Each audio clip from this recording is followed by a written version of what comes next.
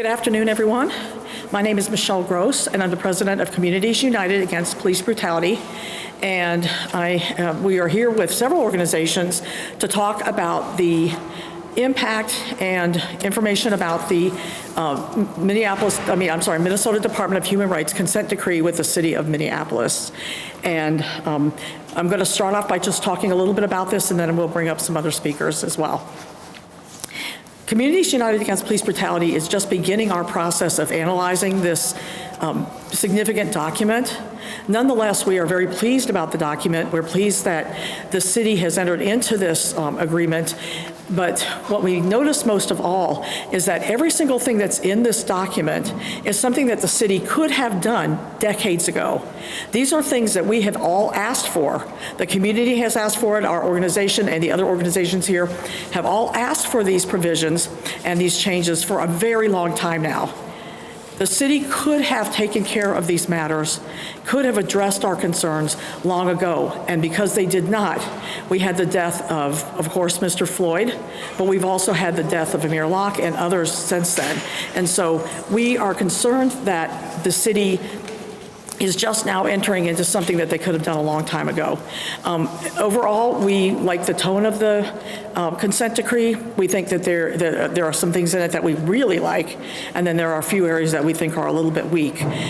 We believe that the next steps are what's going to matter, because what will happen next is that this consent decree agreement will go to court. We hope that the judge will hold a fairness hearing so that we can raise some of the additional issues that we'd like to see in this consent decree and that the community wants to see. And then hopefully the city will engage in a really earnest effort to actually implement this thing. And we will be watching to see. With that, I'm going to introduce Jaylani Hussein with CAIR Minnesota. I also echo what Michelle has said.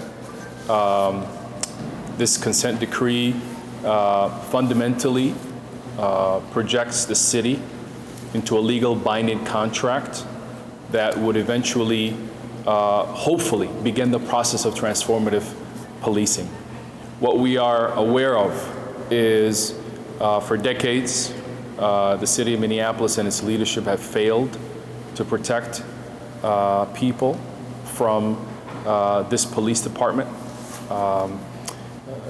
And this consent decree requires important steps. Number one, today we are calling for the City Council to create a space for public hearing, for the public to be able to share their input and their concerns, as well as this consent decree moves forward. We're also asking for this consent decree to be taken seriously. We believe that consent decrees in the past have been used well, but we are also sure that Minneapolis and the leadership continues to undermine efforts like this instead of leaning in. And therefore, we're asking the mayor and the city council to ensure, as this consent decree now has been laid out, but also the Department of Justice's consent decree will also be fundamentally moving forward sometime in months to come. We expect both of these consent decrees to be taken on seriously. The murder of George Floyd did not just move the people here in the city of Minneapolis, it moved the world into recognizing corrupt and dangerous policing that impacts people of color all over this country. We are not going to solve this problem in weeks and times, but we are going to solve it in years. And what we need now is immediate answers. And after the murder of George Floyd, many of us, including Michelle and others who are standing here today, called for some of these key pieces that are being proposed in this consent decree. The failure to adopt these policies continues to undermine the community's safety. We also understand that the city of Minneapolis has yet to really formally put us into place the type of other ideas and other solutions that many of us have been asking for. As we work on the state side of proposing policy at the state level, these legal documents like consent decrees need to be taken seriously. So the second point, and I'll allow Michelle even to come back and add to that, is the work group that we would like to propose. We would like to work together with our organizations here to propose the correct monitoring group, because that is as essential. As essential as this document is, it can be easily buried. And we've seen that across the country with other similar consent decrees that have been buried because police departments figure out ways to use outsiders as monitors, and those monitors are ineffective and never actually push forward the changes that need to happen. In Minneapolis, we want to set apart the history of consent decrees. We want to make Minneapolis a symbol for what a consent decree can be and how impactful can it be, because it is a document that we can use as a legal, with a legal arm on the side to make sure the changes that are actually being talked about happen. We do not want lip service, and we do not want fundamental excuses for the failures that continue to happen and have happened in the past. We also want to make sure that the leadership of the city do not undermine it. Do not hold a press conference on Friday hoping that this is going to go away. Do not do a closed-door meeting and not allow the public to have a chance to speak on these issues, to hear about the dissent decree. Give us the time to review it and be able to continually be in partnership in finding the solutions to make sure that our communities are safe from the existing violence that happens in our community. And finally, as others will also speak into this, we need to make sure that this consent decree is seen as a failure, not a success, a failure. You have failed our city. The policing in this department, in this city, has failed black people and continues to fail black people. Even as we speak today, you're more likely to get answered if you make a 911 call in uptown or in downtown and not in any other part of the city. We know that in North Minneapolis, many of those families have never had the police come to their aid when they need it in due time. Why? Because punishing people of color who historically have been calling out for correct and safe policing. And so we are appreciative and thank the Department of Human Rights for presenting forward on this consent decree. We would like to see more things. We wish that there were more things that were added to this, and we can outline some of those. But we think that if the city is willing to be a partner in bringing forth solutions, then this is just the beginning, not the end. It is an opportunity for us to be leaning forward in a position where we can hold our law enforcement accountable. And it starts right here in the city of Minneapolis. George Floyd is just one name of thousands of people across this country who were murdered by police departments across this country because of simply who they are and because of the policing that exists today. We want that to change. It should not be that if you're a black person in the middle of broad daylight, you're more likely to be pulled over. That is everywhere. It has to stop here in Minneapolis. And it can't just be a policy on paper. It actually has to have significant teeth. And finally, I'll end with this. Accountability at the city. The city oversight efforts that have happened in the past, whether it's the civilian review or others, have absolutely failed, miserably. And this consent decree calls for accountability. That accountability has to actually mean something. There actually has to be accountability for these police officers. It calls for immediate investigations into these incidents. It also, we're asking for people to believe us, because I think there's a complete lack of trust in any system today in the city of Minneapolis. How can our community trust the system when in the past they've failed every single minute? And that is why we're calling on for a strong monitoring work group, and we'll work on developing a group that we will present forward that will bring expertise from here locally, but also nationally, to make sure that we get the best consent decree that has ever been in the United States, because we have a community that is demanding it, and we have leadership from the mayor's office and the city council that wants to make sure policing happen, as well as the police chief, who will also be supporting all of the initiatives that come out of the consent decree. Thank you. Thank you. Thank you. And I want to echo what Jaylani talked about related to the monitor. Monitors are the secret sauce that make these agreements actually work. You can have a great agreement, but if it's not monitored well and if it's not enforced, then it means nothing. We have a lot of concerns about the way that the section on monitoring is written in this particular report. Our concerns include that it's written such that the only people who can be involved in monitoring are people with a law enforcement background, and we don't think that's correct.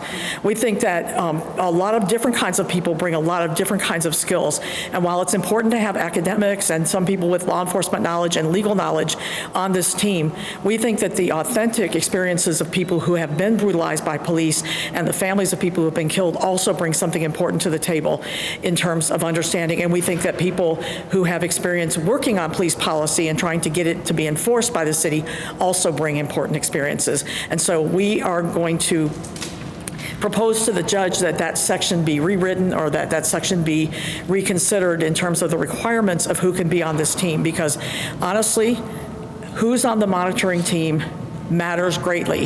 It is the secret sauce of whether or not a consent decree will actually bring about the changes that are needed to be made.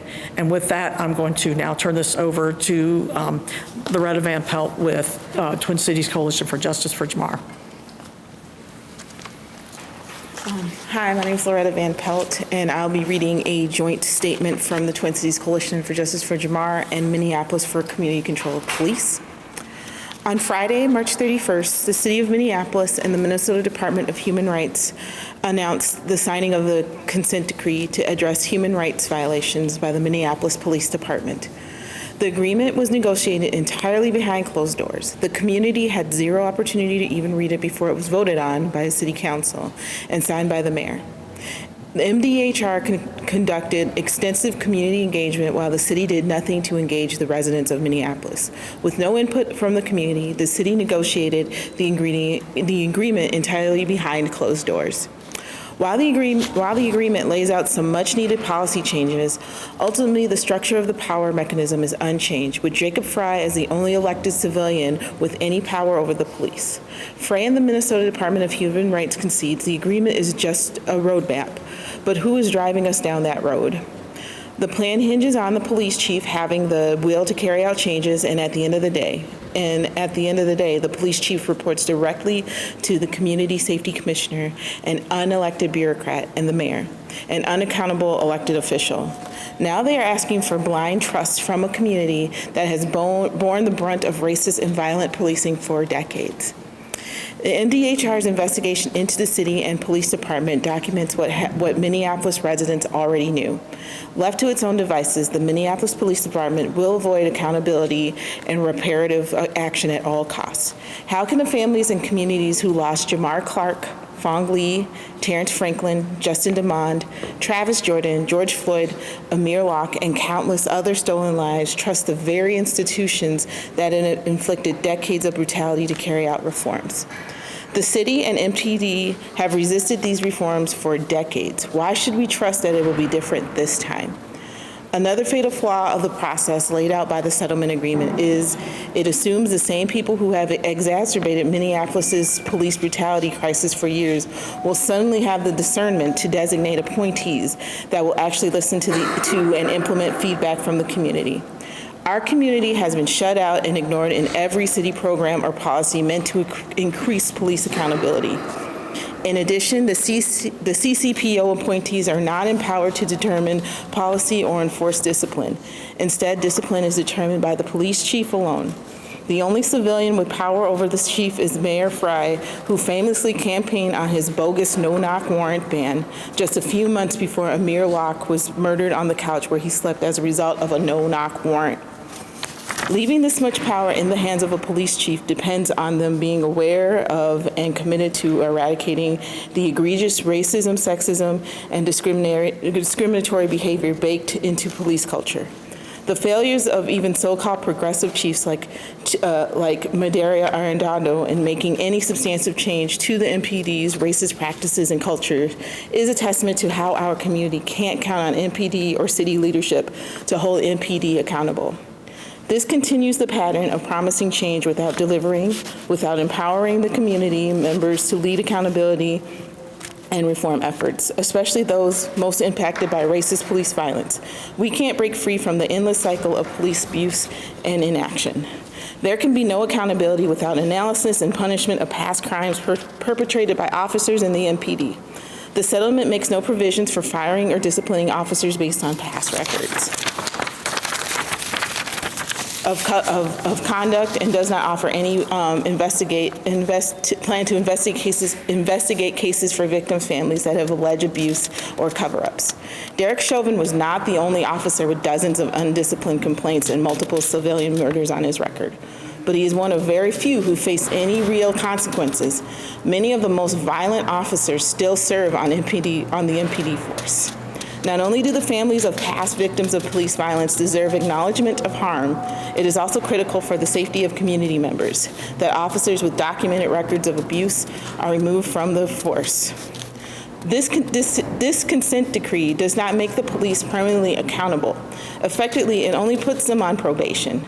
Someday, the consent decree will be terminated. After that, aside from the powerless CCPO, there will be no other form of permanent oversight, and therefore no assurance that the policies changes imposed on the MPD will continue to be enforced. An independent evaluator that monitors the police department and has the authority to check power of the mayor is positive, but independent oversight with decision-making power like this should be both permanent and elected. The dissent decree is not enough to meet the long-time demand by community members that MPD be held accountable for its violent racist practices. In order to have true accountability, the people of Minneapolis need to be steering the process from start to finish. We need community control of the police. The Minneapolis Civilian Police Accountability Commission, or CPAC, is a community-led grassroots historical demand to enact community control of the police, of the Minneapolis Police Department. If implemented, CPAC would be an all-elected, all-civilian body directly accountable to the people instead of a temporary period of oversight. The CPAC will be enshrined in the Minneapolis Charter, making it difficult to remove or undermine its powers. Civilians, including those who have experienced police violence, would be empowered to determine MPD policies and to enforce disciplinary measures against the officers who violate those policies and break the law. CPAC would have the power to hire and fire the police chief, set and review MPD budget, and remove officers that it finds unfit for duty. I'll read right now. Thank you. Thank you, Loretta. I want to emphasize something that Loretta talked about, which is the process that got us here. Leading up to the consent decree being put together, many organizations, ours included, had a number of meetings with the Minnesota Department of Human Rights. We also spent 2 summers having canvassers in the community talking about the potential for consent decree, talking about the Minnesota Department of Human Rights and Department of Justice investigations into the Minneapolis Police Department and the city of Minneapolis, and gathering people's input into these potential consent decrees. And we shared that information. In fact, our organization gathered over 2,300 experiences that people shared with us about things that happened to them at the hands of the Minneapolis Police Department. We shared those both with the Department of Justice and with the Minnesota Department of Human Rights in order to inform their investigations. So we're, well satisfied with the interactions we've had with the Minnesota Department of Human Rights. We are far less satisfied with the city, however. Particularly because the city elected on Friday, after an all-day closed meeting on last Thursday, they elected on Friday to vote on the agreement without the community ever even seeing it. That is a violation of the open meeting law. Under the open meeting law, terms of settlement of a lawsuit are to be public, and at least one copy of the materials has to be available in the meeting room or nearby the meeting room in order for the public to be able to have access to it before it is voted on. The city failed to do that because they wanted to have a press conference. Our organization's representatives even went to the city clerk's office after the meeting and asked for a copy of the consent decree. We were told that we could not have a copy of it until after the mayor signed it, and we had to wait several minutes until we were finally provided a copy right before the closed press conference. This is not the way to start a consent decree. Illegal conduct is not the way to get started on a process for reforming the police. That's a problem in and of itself. And so we have great concerns about the fact that the community was not even permitted to see this thing before the city council voted on it. And again, that's illegal under the open meeting law. So we have issues with that. We are hoping to get an advisory opinion from the Office of Administration for the state of Minnesota on that exact issue. The city council should not get the idea that this is the way to do things. It cannot be. It's undemocratic, it's illegal, and it's wrong. With that, I'm going to call Toshira Garraway with Families Supporting Families Against Police Violence. Toshira?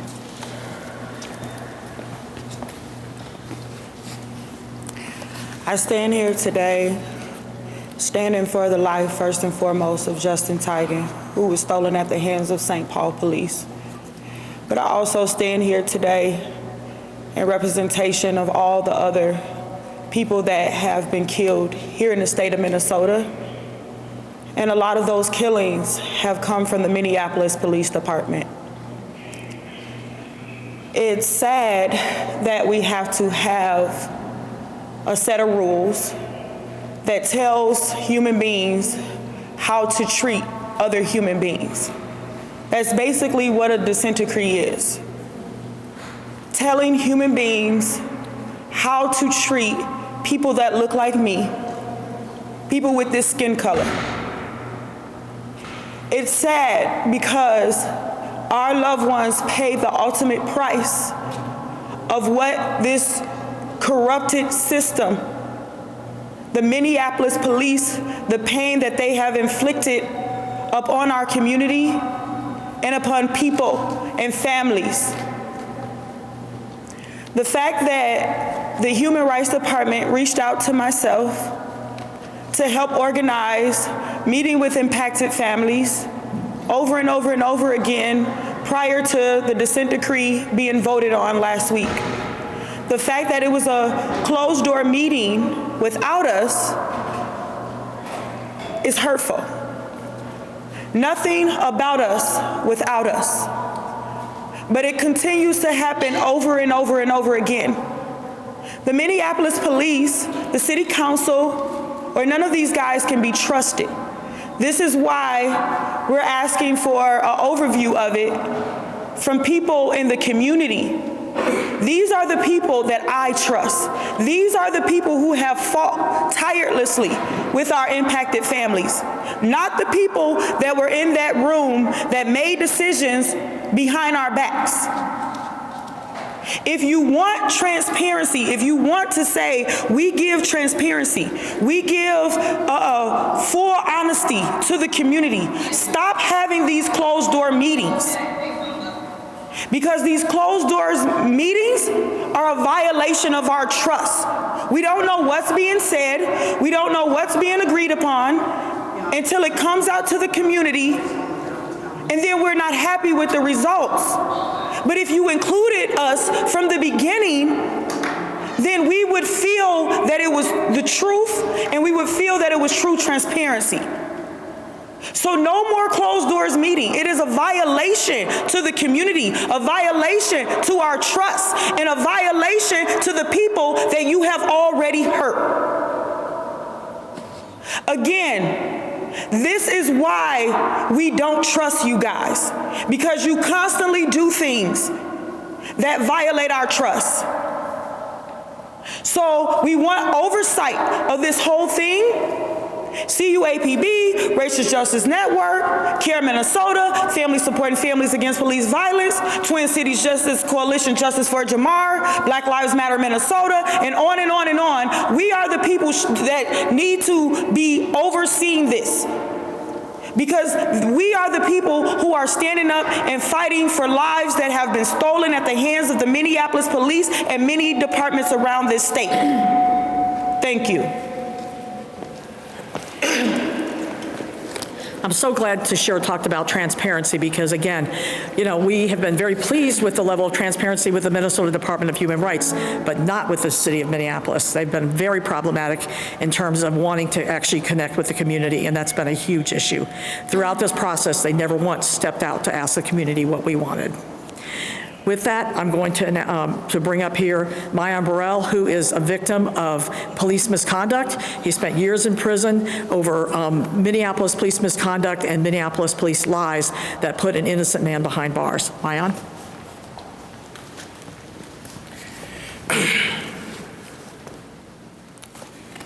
You know, it's speaking about transparency. And right now we're speaking about policies. We're speaking about policies that be put in play in order to make sure that everything goes correctly. But these are things that you shouldn't need, you know what I mean? I'm coming out to speak out about the humanity and everything, you feel me? Like, whenever you have people that are in positions of authority, they don't care about the people that they're policing or the people that's underneath them, you're gonna always have corruption that take place, and you're always gonna have victims. So I'm coming out and speaking on behalf of all the people that have been victimized, the people that had things taken away from them with no accountability. So we speak about policing and we speak about things that are exposed, but there's so many things that are exposed that are right now that come out into the public where people are able to see the injustice that took place in our system, but there's been no correction, there's been no accountability. And that's intentionally, I wholeheartedly believe that's intentional. And so with those closed door meetings and you not understanding what's actually going on behind them doors, this is how these things come to be, because you have people that are being overseen by their allies, people that don't necessarily have, the people are being affected by the injustices' best interests at heart. So many times we see injustices being swept under the rug, you know, and in reality, when it comes down to policing and police officers, when you come into the courtroom, it's almost as if everything that they say or that they do is never going to be any flaws. Almost as if it's impossible to be flawed because of the people that are being in positions to hold these people accountable don't really might not necessarily want to jeopardize their relationships or their friendship with the individual that are these individuals that are imposing their wrath on or have become tyrants and are oppressing the people at the bottom. So we need these policies. We need the people that are being affected by these injustices and that are actually being harmed, being hurt, and being victimized. We need these people to be a part of the process, so they can act, not only to where they can receive justice, to where they can have a reinstated faith in the system. The people that I know are hopeless when it comes to policing because they never actually seen policing work here in the state of Minnesota, especially in Hennepin County. These systems are functioning exactly the way that they were created to function. And with that, we talk about fixing a broke system, but in reality, there's no way to fix something that's functioning the way that it was created to function. We have to create a new. And so with these policies and us being involved in the process, we're creating something new because it's never been done before. But it seems like we continuously have doors shut in our face because the powers that be have control over who's allowed to actually even see the process take place. So we're coming out today to ask to be a part of this process and for us to actually be able to come and help the people that don't have anyone to speak out about the injustices that are taking place in our community. And with that, I'll hand it.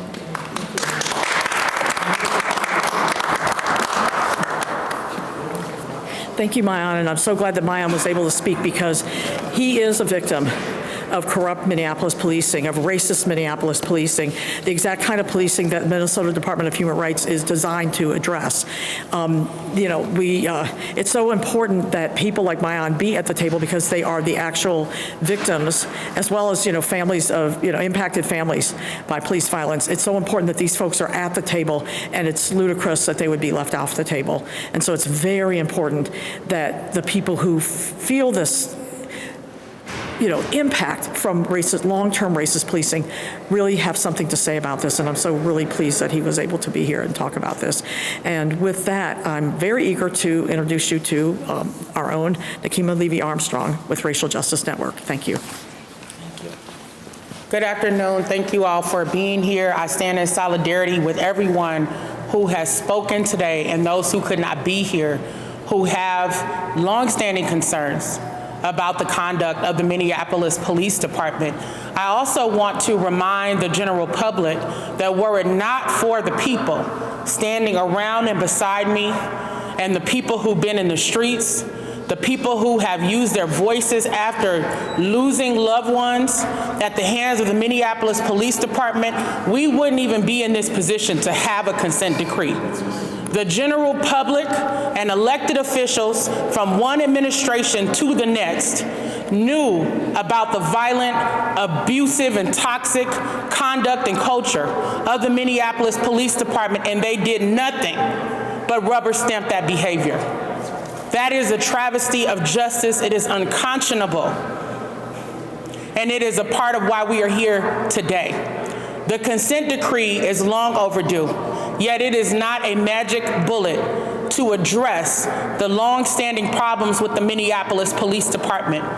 One issue, as was mentioned earlier, that is not covered by the consent decree is the fact that there are police officers still on the force within the Minneapolis Police Department who have a history of abusive conduct, excessive force, and violating people's civil rights and human rights. The mayor of Minneapolis, along with the city council, should have and still can conduct a probe of those particular officers who have been named as individuals who participated in the use of deadly force or excessive force and set different standards by removing them from the Minneapolis Police Department. As you have just seen, in recent days, and it has come out in the news that 11 of us filed class action lawsuits against the city of Minneapolis for the use of excessive force levied against us after George Floyd was killed. I was one of those plaintiffs. And in addition to demanding changes in terms of the way that protesters are being treated when we take to the streets, one other demand that we had was with regard to Bob Kroll, the former Minneapolis Police Federation head and a former Minneapolis police officer. Bob Kroll is an example of everything that is wrong with the Minneapolis Police Department. And it's sad that it took protesters going to his house and standing up for justice, along with the lawsuit, for him to be banned from being a law enforcement officer in Hennepin County, Ramsey County, and Anoka County, when the reality is that this should be a statewide ban. Someone like Bob Kroll should not be allowed to be in law enforcement, to be in a leadership position, or to be at the Capitol lobbying for law enforcement, which is my understanding of part of what is happening now. But how many other Bob Krolls are still being left on the force, still being given power over the most vulnerable people in our city, and comfortably collecting a paycheck, benefits, and will receive a pension at the end of the day? That's completely unacceptable.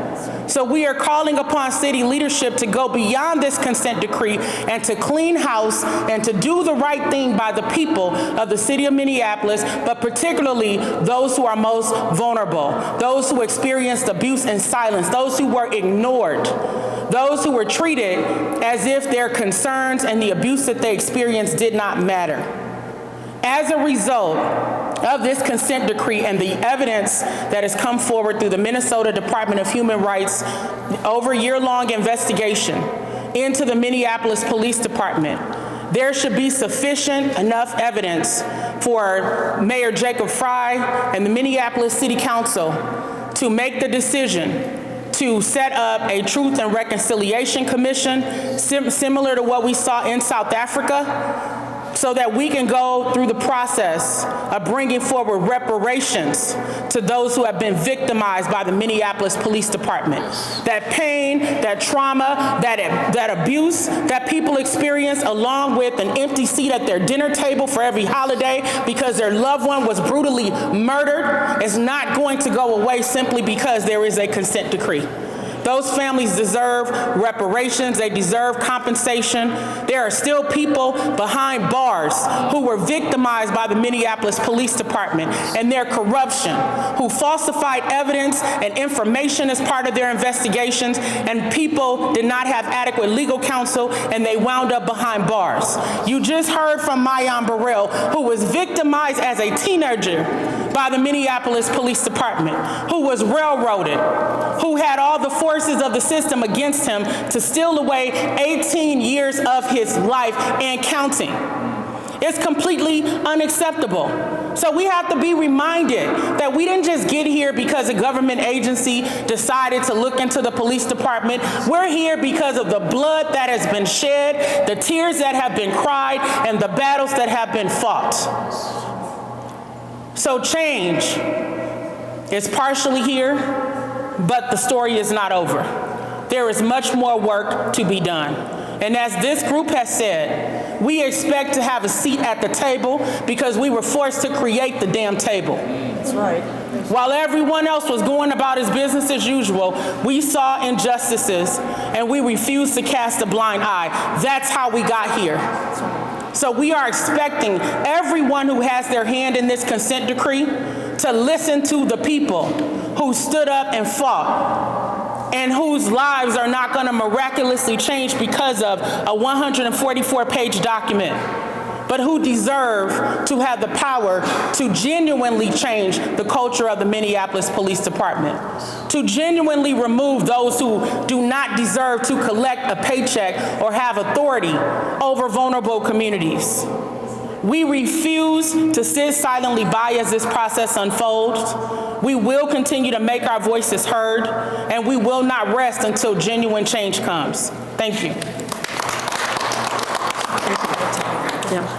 I'm going to let you all know that we have a community forum that's going to be happening on April 28th, Friday, April 28th at 6 p.m. at 4200 Cedar to answer the community's questions about this consent decree and to help prepare the community, because the next step is what's called a fairness hearing. We're going to be petitioning the judge to hold a fairness hearing, which allows the community to have a voice in this consent decree since the city didn't bring any of us to the table.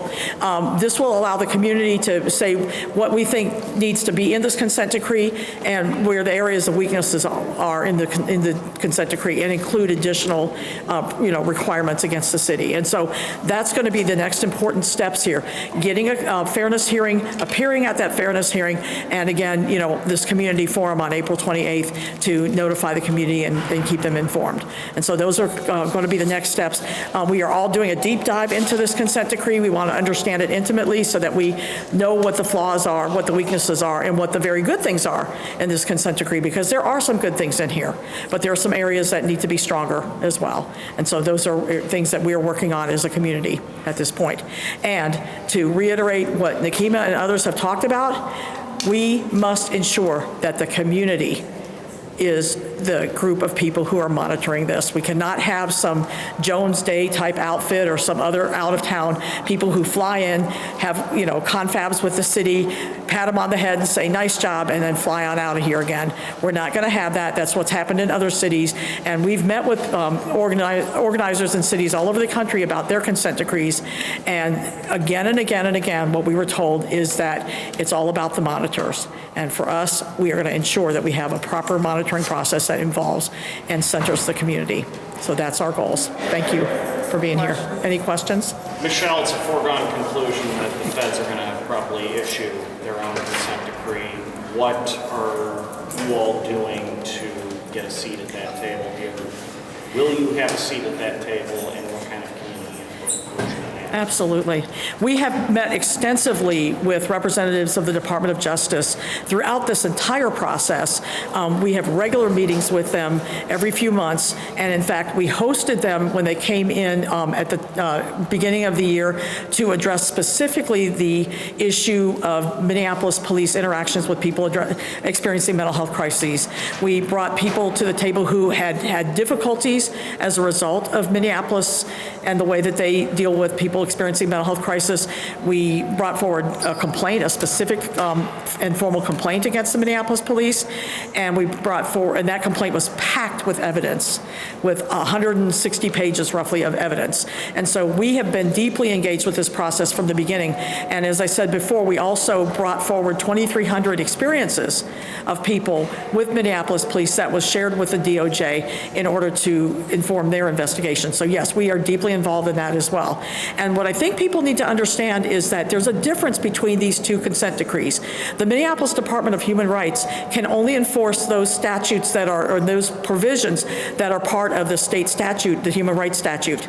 The U.S. Department of Justice can address a whole panoply of things that are not included in the Minnesota Department of Human Rights, the human rights statute. And so, for example, one of the things that we raised to the DOJ that they didn't think about when they first got here is we asked them to take a deep dive into the investigation of the killings and community violence against people of color. We were working with over a dozen families whose loved ones had been murdered in community violence and for whom the Minneapolis police failed to engage in a meaningful investigation, thus denying those people services. And so we raised that as an issue to the DOJ, and the quality of investigations in Minneapolis is a subject that they can absolutely address. And so that was something we asked them to do, and we asked, and they met with many, many families of people who did not get a proper investigation into their loved one's death or violent crime against a loved one. And so those are things that the Minnesota Department of Human Rights can't really address, but the DOJ can. My last two questions here. There's obviously new rules around traffic stops and minor violations. Just want to get your reaction on that here, and also the reaction to the restrictions on searching people for marijuana. I'm sorry, I couldn't hear the last question. I'm sorry.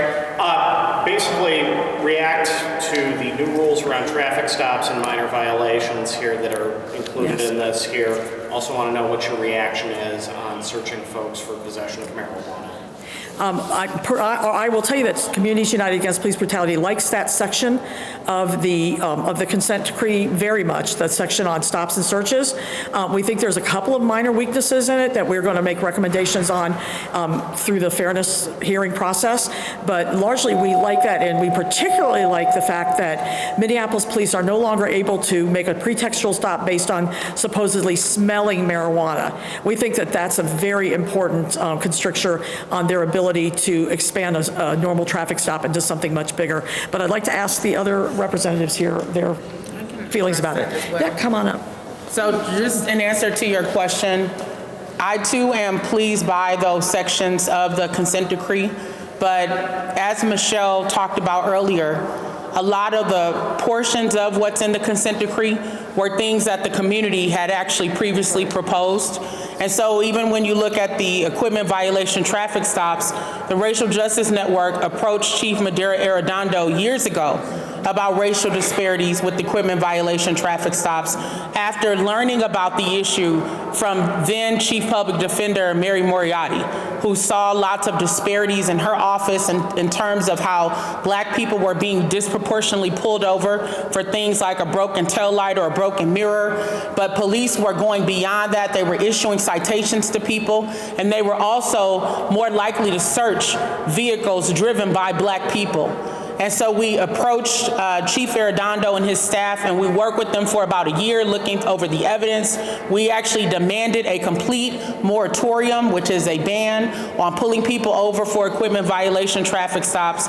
What came out of that process was the chief not agreeing to a moratorium, but agreeing that police would no longer issue citations, but that they would issue fix-it coupons. So that is a practice that has been in place now for the last few years, and it is now memorialized through that consent decree because that should become a permanent part of the departmental policy. With regard to the provision against pulling people over simply for the smell of marijuana, of course, we all know that that's long overdue.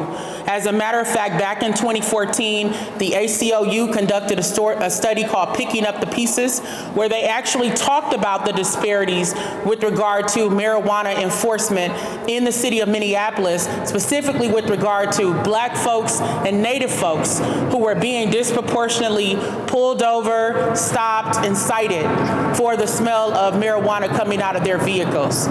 We know that the state is likely headed towards marijuana legalization, which is a part of why I think that provision ended up in the consent decree. I personally support the legalization of marijuana.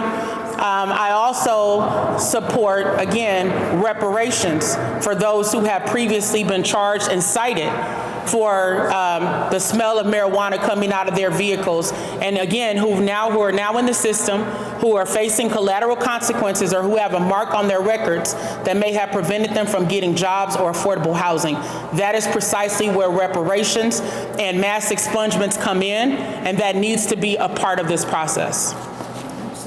I'll just add, I think the one piece of this consent decree that we would like to see it be even stronger, and I think it alludes to it, is one, the consent decree talks about failed leadership at the city's police department, but also failed in actually doing investigations when citizens actually report excessive use of force. And we believe right now, if anyone in Minneapolis has an interaction with the Minneapolis Police Department, and excessive force is actually taking place, that we believe that that individual, outside of being, hopefully not killed, that person is more than likely not to see any form of accountability. It's being buried and it's not being taken seriously. And it takes a longer time for even those, and we know in our communities, many people are even afraid to report on police, knowing how they interact with you after, and the fears of retaliation. So we see great things on this consent decree, but unless they're implemented, it is nothing worth than the $144 or 144-page, whatever, how many pennies it costs to make that paper. It has to be implemented. It has to be taken seriously. We as a community will not back down. We're going to stay the course, and we are also going to show up to the table as a monitoring group in hope of partnering as a monitoring group. But I would say that if there's no accountability for anybody who's currently violated, their rights are violated, and we don't make that change immediately from the mayor and the police chief showing us what that actually looks like moving forward after this consent decree, then I personally believe that nothing has fundamentally changed. And we have to take the actual violence and the actual targeting of our people. Finally, I will speak to this, and I know we didn't talk about this, is we all know that we are targeted by the Minneapolis Police Department. Our social media, our accounts, our organizations, we know that. It's not new. It's not something that the report had to tell us. We put and sacrifice our ability to say the truth, and we will continue to do that. And unless the leadership of the city, and specifically the new chief, takes serious approach in the behavior of police departments targeting activists, but we know that for a long history, activists who continue to project the right message of unity and public safety have been targeted, and we're no different. And historically, we know agencies will use all of their power to try to silence us or to divide the community, but we will be strong, united, and make sure that not only this consent decree, but the second consent decree and any other effort moves forward as collective. All right, thank you. That's right. Any further questions? Yes, thank you all for this. 26 years ago, we were in the same spot. The feds were here, consent decree, 5-6 years. What happens differently on this time? Well, actually, that wasn't a consent decree. That was something a little bit different. That was a mediation with the Department of Justice Mediation Services, and mediations are voluntary. The city, I was part of the initial mediation team that was elected by the community to serve the community on that team, and the city refused to meet with the mediation team that was actually elected by the community. And so when they said, we're going to make sure that you have to have the people that we want on that team, a bunch of us walked away. And what came out of that mediation was nothing better than police have to give you a business card if you ask for it, but try asking for it in the community and find out what kind of a beatdown you get when you do. So that process was a useless process that wasted 5 years of people's time. Meanwhile, more and more people were getting injured and killed by excessive force and police murders, and nothing good, frankly, as far as I'm concerned, came out of that process. This had better be a whole lot different. a whole lot different. You know, and to speak to the point that Jaylani raised, nothing in this consent decree actually addresses the targeting of activists, and we've been very unhappy about that part. We raised that to to Rebecca Lucero with the Department of Human Rights. Apparently they could not come to any kind of agreement with the city, and it was prolonging the ability to finalize the agreement, and so that's why they kind of let it slide. But the DOJ has said that they will address this, and we're going to ensure that they do, because we cannot, it cannot be okay for the city and the Minneapolis Police Department to spy on people who have broken no laws, who are simply trying to make change. It cannot be okay for them to target us and to spy on us. It's ridiculous, you know, why are police wasting those resources spying on people who have broken no laws? That's outlandish, and we're going to address that and make sure that that is addressed by the DOJ. Another quick question. Last week during the press conference, they didn't give a total tally. They didn't know how much money this is going to cost. What is the community, what is your all's response into now we're looking at funneling tens of millions more dollars into the Minneapolis police with this new agreement? I think other people will want to address that, but I will say this. We have already spent in the last 3 years $111 million on judgments, settlements, and phony PTSD claims. We have already spent that money. However much money this thing will cost to enforce can't hold a candle to that. So I think it's money well spent, and especially if it prevents harm for other people, because that's incalculable. So other people want to answer that question? Want to answer? Toshira? I agree with Michelle. Whatever it takes, however much it costs for them to work on this, I think that is very necessary. We lost loved ones. To listen to mothers like Amir Locke break down on the phone, you think that we care about a dollar. It could never, ever amount to what they've stolen from us. I can't even really put this into words, but whatever amount that it takes to work on this, it needs to be spent, because like Michelle said, it's been millions of dollars spent for them to their blood money that they give our families to try to make us be quiet and go away, to try to silence us, all of that. And so these people need to get it right. These people, all they care about is their money. All they care about is their buildings. They don't care about the pain that they've inflicted. They don't care about anything but their money. So spend it. Do what you gotta do to make it right. And you still won't all the way make it right, because we still don't have our loved ones. Thank you. Are there any further questions? Thank you all very much for being here this afternoon. We appreciate it. Just know that this will be an ongoing story. We will continue to keep you informed. We do expect the community to be at the table. As Nekima rightly pointed out, we made the table, and we're not about to go away from it. So, you know, we'll continue to keep you in the loop, and thank you all again so much for being here.